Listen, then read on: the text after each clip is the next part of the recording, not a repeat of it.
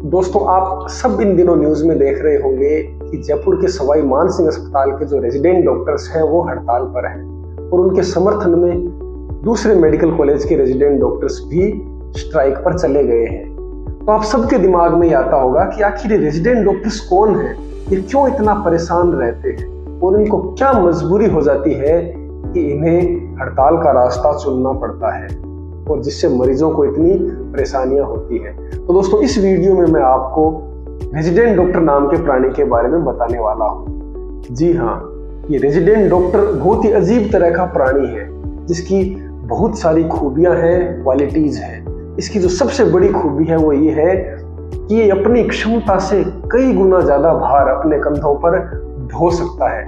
यहाँ तक कि राज्य के सबसे बड़े अस्पताल जहां पर रोज लाखों मरीज अपना इलाज करवाने के लिए आते हैं, उसके काम का भार भी अपने कंधों पर ढो लेता है। इसकी दूसरी जो खूबी है वो ये है कि ये बिना सोए दिन रात कई दिनों तक काम कर सकता है। इसको नींद की कोई कमी महसूस नहीं होती है और ये बिना खाए पिए पूरे दिन काम में लगा रह सकता है। इसकी सबसे बड़ी क्वालिटी जो है वो ये है कि ये एक असामाजिक तरह का प्राणी है। इसे अपने घर परिवार वालों से ज्यादा लेना देना नहीं होता है।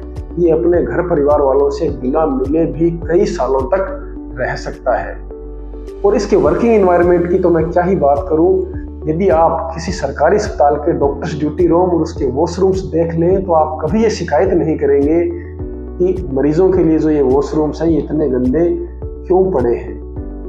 तो इतनी विकट परिस्थितियों और 2-3 दिन लगातार बिना अपनी भूख प्यास और नींद का ध्यान रखे काम करने के बावजूद भी इन रेजिडेंट्स को हमेशा मरीज के परिजनों का गुस्सा झेलने के लिए तैयार रहना पड़ता है और इनसे ये अपेक्षा की जाती है कि ये अपना काम पूरी दक्षता से करे और इनसे कोई चूक भी नहीं हो।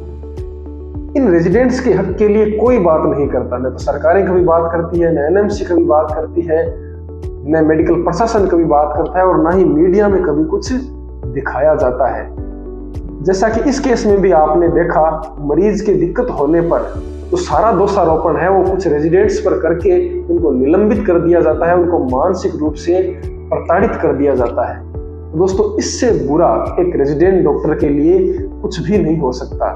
और जब उनके हक के लिए लड़ने वाला कोई नहीं होता, उनकी बात उठाने वाला कोई नहीं होता, तो वो मजबूरन उनको ये हड़ताल का रास्ता चुनना पड़ता है। तो इस मामले में हम पूरी तरह से अपने रेजिडेंट साथियों के साथ हैं और हम सरकार से निवेदन करते हैं कि इस मामले की निष्पक्षता से जांच हो और जो भी दोषी है उनको सजा दी जाए और रेजिडेंट्स के लिए कुछ गाइडलाइंस बनाई जाएं और यदि गाइडलाइंस हैं भी तो उनका सख्ती से पालन किया जाए ताकि ये रेजिडेंट एक स्वस्थ वातावरण में पूरी दक्षता से काम कर सकें और मरीजों को स्वास्थ्य लाभ दे सके।